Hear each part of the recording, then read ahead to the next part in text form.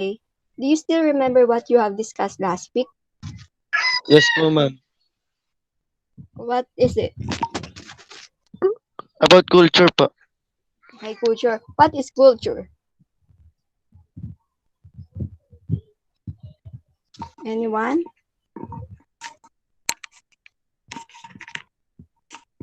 Okay, John Mark Legaspi raise his hand. Ma'am. No. Hello po.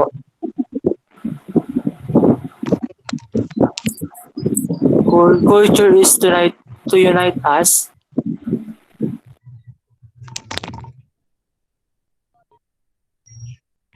Okay, very good. According to Edwin Lopez, culture is an umbrella term which encompasses the social behavior and norms found in human societies, as well as the knowledge, beliefs, arts, laws, custom, capabilities, and habits of the individual. Okay, another. Culture and what is the other one?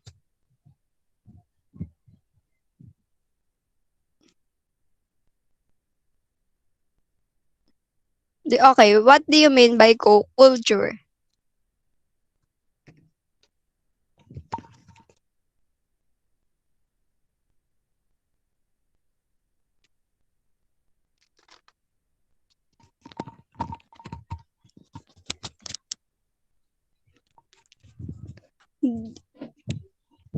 Hello, class.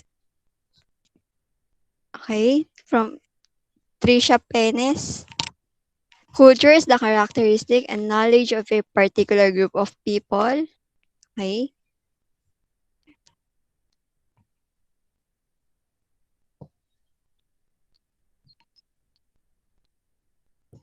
Okay. So I think I'm glad that you still remember what you have discussed last week. So now, before we start our new lesson for today, I'll show you some pictures.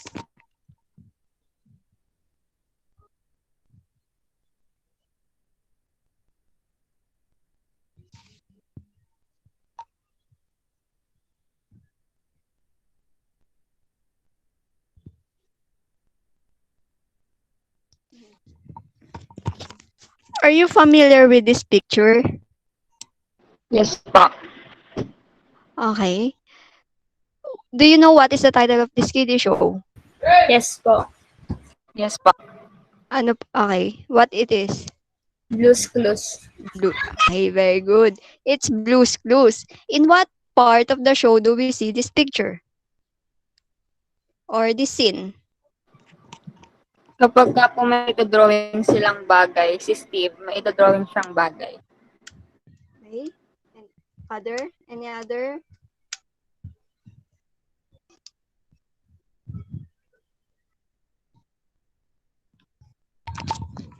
Other answer?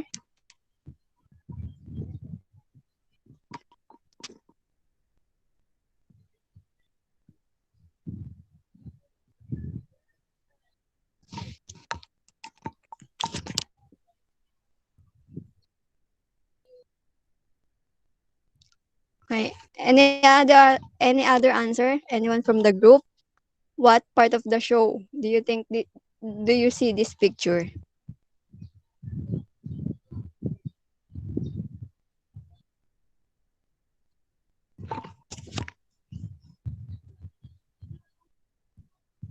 Hello, guys.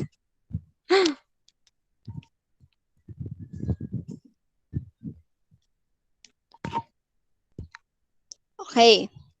So, it's the letter part in which Steve reads the letter of their friend sent to them. And that is our discussion for today. But instead of the traditional way of of writing a letter, today we were going to discuss email or electronic mail. Do you have any idea on what the email is? For sure you have an idea. You can use our chat box to answer, and you can also raise your hand and turn on your mic.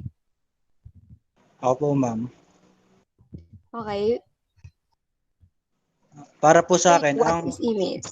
ang email po, electronic mail, ito po yung modern version po. O kaya po yung makabagong version ng mga sulat po, yung mga letter po na ipinapadala. Ito po yung mga makabago kasi po ginagamitan po ito ng technology.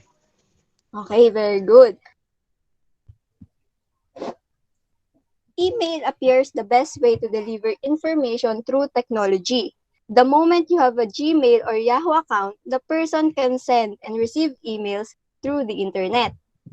Nowadays, this is the popular way to send messages to one another digitally.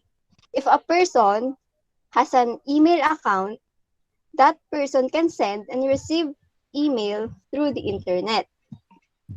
And also, this is the best means of communication in a professional manner and can be friendly as well, especially during this pandemic.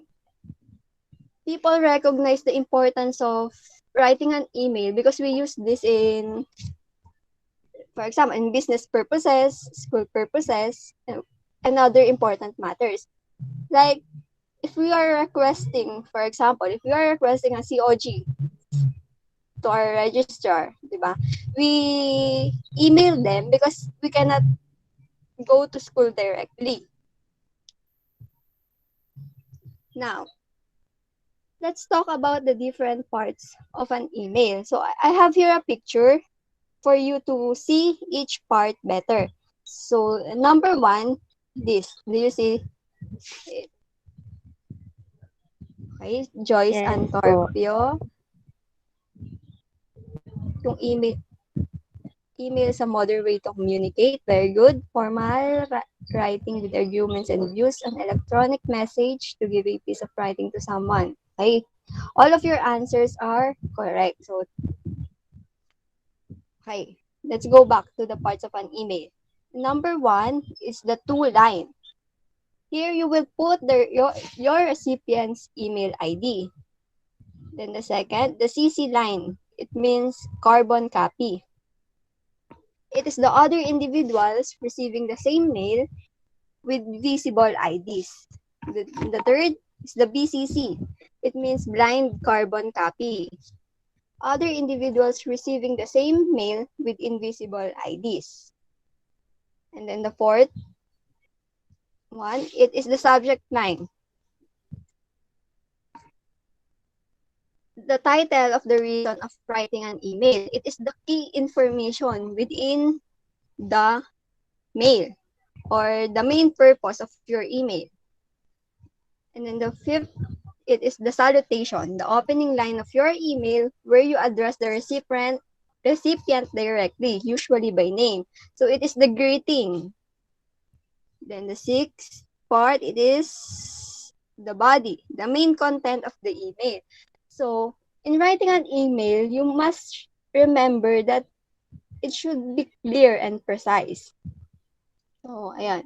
Make sure the body of your message follows the email etiquette tips. The body of the message should be neatly organized and only include necessary information. You may include numbered lists or bulleted points to highlight important information. Make sure you always check for spelling and grammar before hitting send. Then, the seventh part is it is the closing or the ending statement.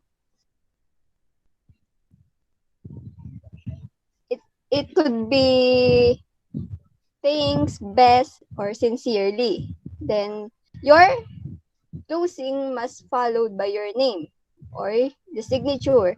It is the sender's name, signature, and other detail of contact. Then the last part, it is the attachment, where you will attach files with emails. Okay, do you have any question about the different parts of an email?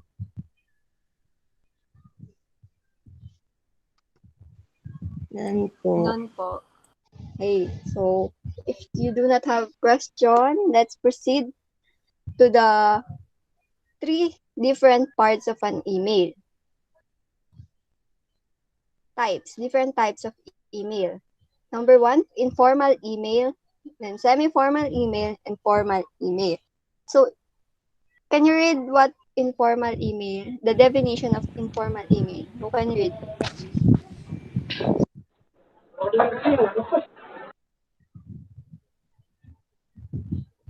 Okay, Catherine.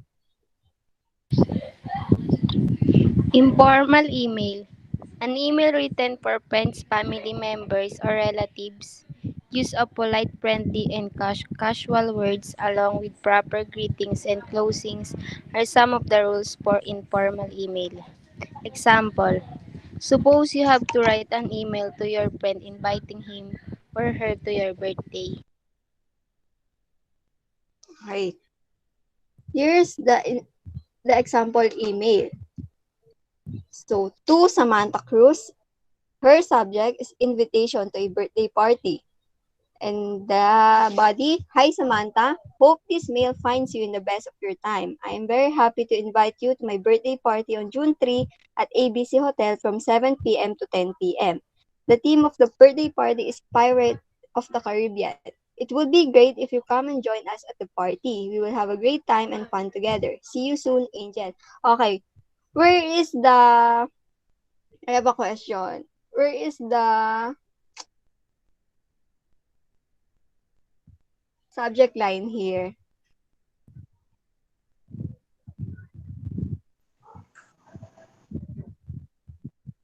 Anyone? Opo, ma'am. Where is the subject line in this sample email? Invitation to a birthday party. Okay, very good, Trisha. It is the invitation to a birthday party. And where is the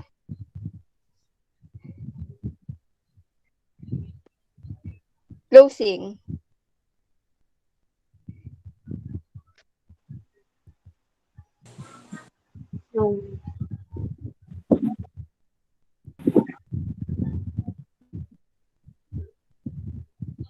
John Mark?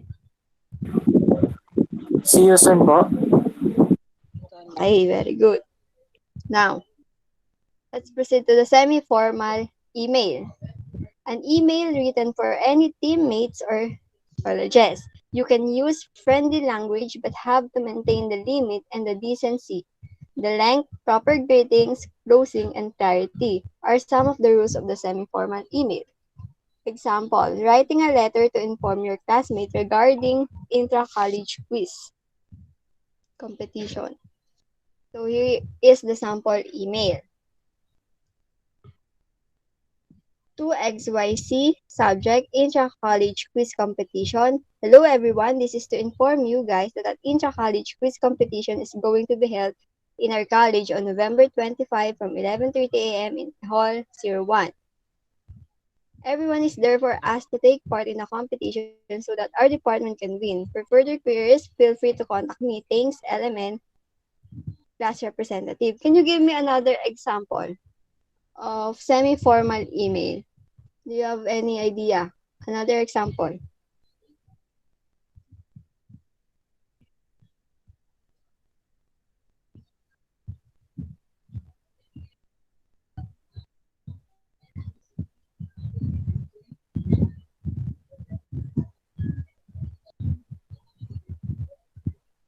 You can type your answer on our chat box if you don't want to open your mic.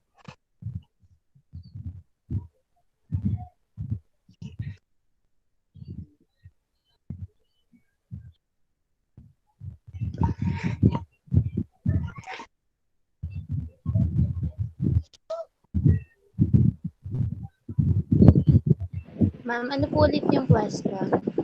Can you give me another example of a semi-formal email?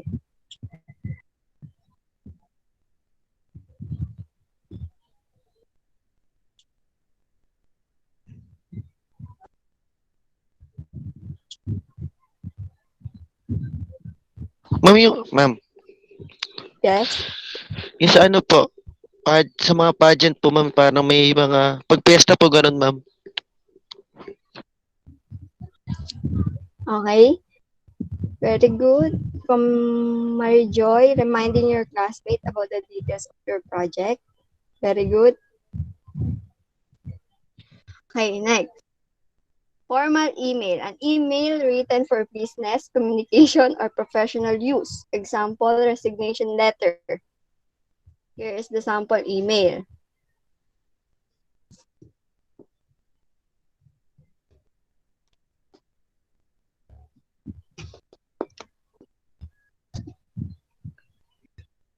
Okay. Now, let's proceed to so those are the different types of email. Now, let's proceed to the advantages and disadvantages of emails.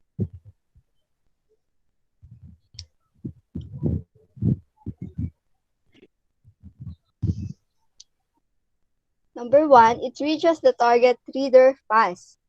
Why? Because we can communicate quickly in distance places. Once you have finished composing a message, sending it is as simple as clicking a button. Okay, we can read the second advantage.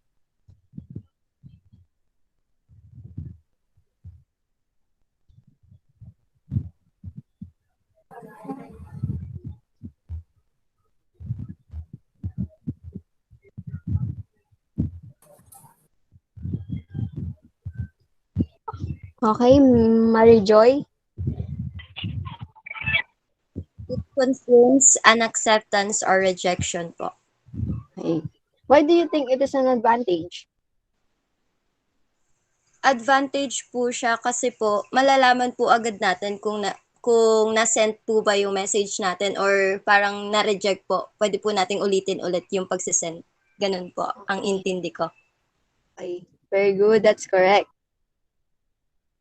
Next, who can read the next advantage? Geraldine Hipolito.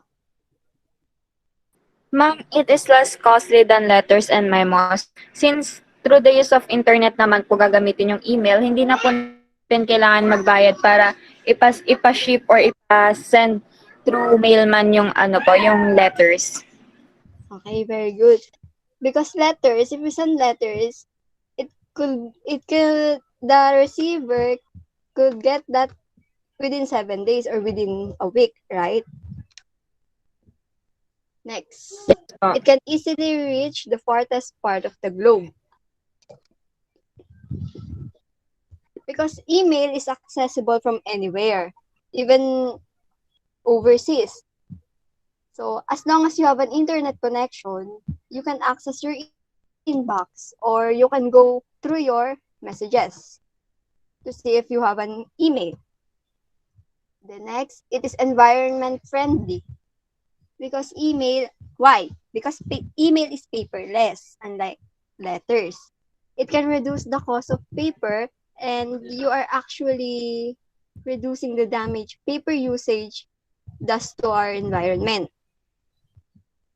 Then the last, it is easier to document. Why do you think it is easier to document? Joshua Platero.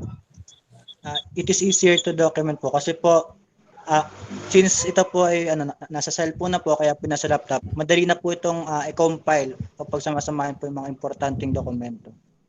Hey, very good. Your answer is correct. Messages, because messages that have been sent and received can stored.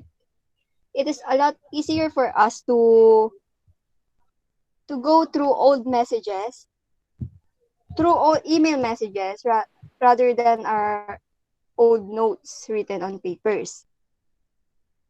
So on the other hand, yes, Joy Ann.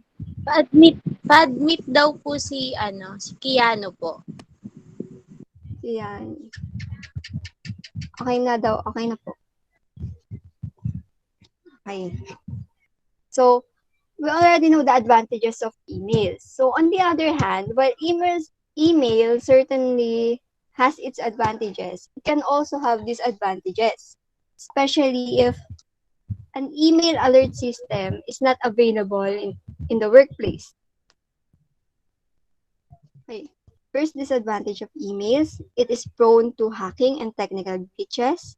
It can be used to transmit computer virus.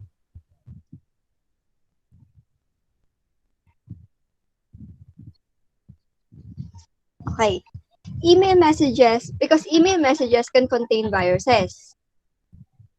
These are small programs that harm our computer system.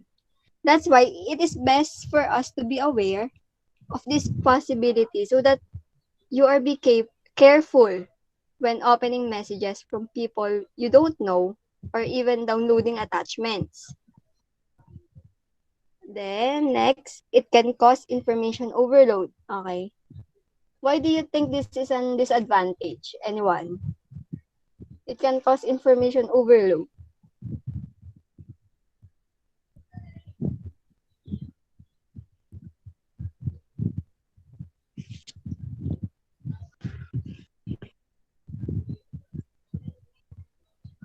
Brian?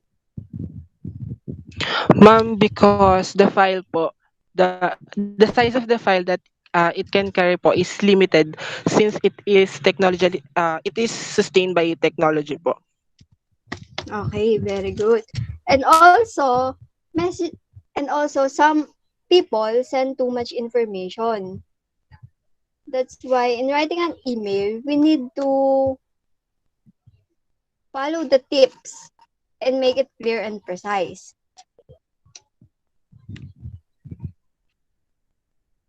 Now, we're done in the advantages and disadvantages of email.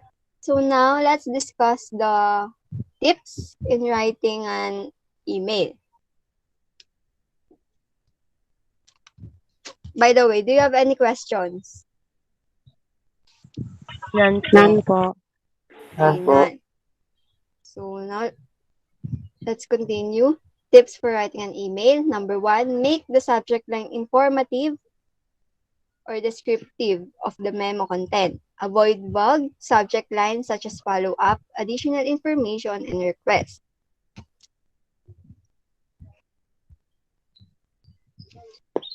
So, like what I've said before earlier, your subject line must be short and precise. It should be connected or related to the content of your email. Then next, keep the subject line simple and short. Okay. Use same subject line in answer an email. Why do you think this is important? Use same subject line in answering an email. Mary Joy Tabalan. Ma'am, use subject line in answering an email po para po maiwasan po yung pagkalito kung ano po bang topic yung pinatutungkulan po. Okay, very good. To let the recipient know that your email is a reply to their email sent to you. Then fourth, the two lines should contain the names of the primary readers. Secondary readers must be placed in the CC line. Primary readers are those who are directly involved in the message of the email. So the two line is your primary recipient, their email address. Then the CC line, like what I've said before, it is only the secondary recipient. Fifth, ensure the correctness of the email address of the recipient. This is very important. 6, make the file name of the attached document meaningful. Instead of using letter, use request letter borrow. Next, never use all caps in the main text. This is unacceptable. Because, diba, while we use email in business purposes or even in school, so to make it, to look it professionally, you need to make proper capitalization. 8, state your purpose in the sentence of the memo, in the first sentence of the memo. 9, if the message is sensitive, compose it first using the word processor. And then the last one, avoid emoticons and informal jargons like LOL and BRB in formal memos. Okay. Do you have any question about the tips for writing an email? Is that clear? Clear po. It is clear po. Okay.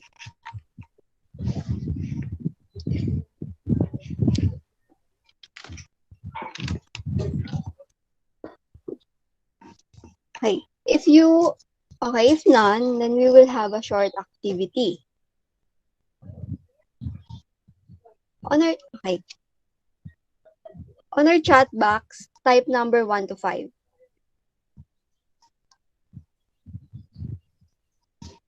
Type number 1 to 5 and put your answer once you are done answering all the questions. Ready na kayo? On our chat box, type 1 to 5, number your chat box 1 to 5. Then I will show you the questions. Once you are done answering all the questions, that is the only time you will send it. Hi. This is the question number 1. It can entice people to open the message as well as set expectation about what is enclosed. A. Subject line. B. To line. C. From line. D. Salutation. Yes, ma'am. Okay.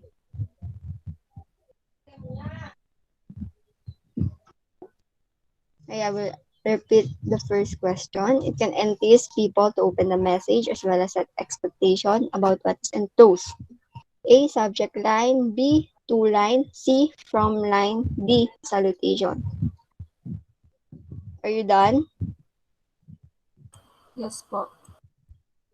Hi. Let's proceed to the question number 2. It refers to a quick greeting to acknowledge the reader before diving into your main message or request. A. Salutation. B. Opener.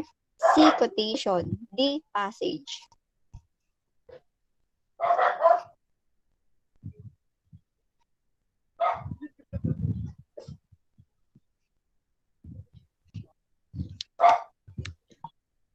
Okay. Are you done?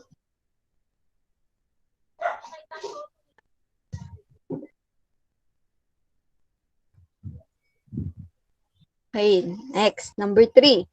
It is where you write a friendly sign off. A. Body.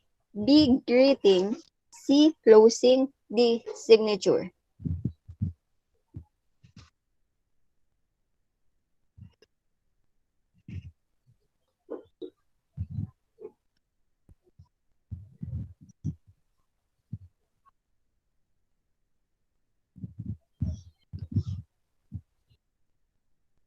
Okay, next question.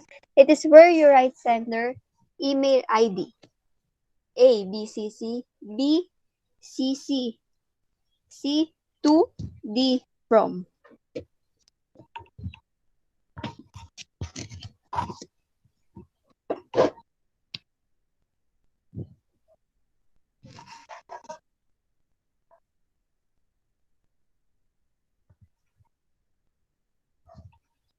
Okay, the last number. It refers to the title of the reason of writing email. A. Subject. B. To. C. From. D. Body.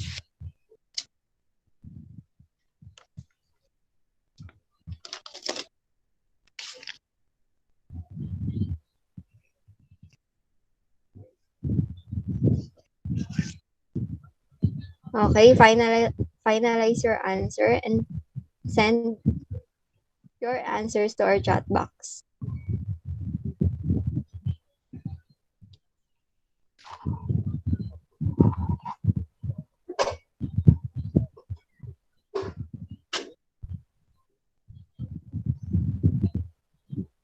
Okay.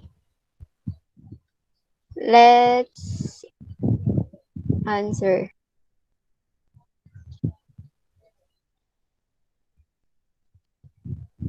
In number 1, the correct answer is subject line. Letter A. Number 2, salutation. 3, closing. 4, letter C, to. And the last The correct answer is letter A, subject. Okay. Our student manager will record your scores.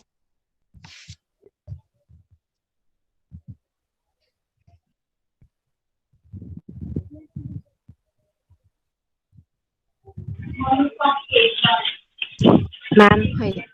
Yes po. pwede po paulit po nung Sige. mga answers po. Yung correct answer. Yes po. Number 1, letter A. Number 2, letter A, salutation. Number 3, letter C, dosing. Number 4, letter C. And number 5, letter A. Thank you po, ma'am. Anything. Okay, do you have questions? Do you have any questions regarding what po, we have ma'am. discussed today? None po, ma'am. Okay, if none, and then I will send a link for our quiz. It's a multiple choice, consists of 10 items only. You have until tomorrow, May 11, to answer. Isasend ko rin siya sa Google Classroom. Then, dun nyo rin siya i-turn in. Ma'am. Noted po, ma'am. Yes. Ma'am, yung activity po ngayon, equal din po ba siya sa sa 5 points po? 5 points. Thank you po. So, ito yung link natin para sa quiz ninyo. You have until tomorrow naman to answer this.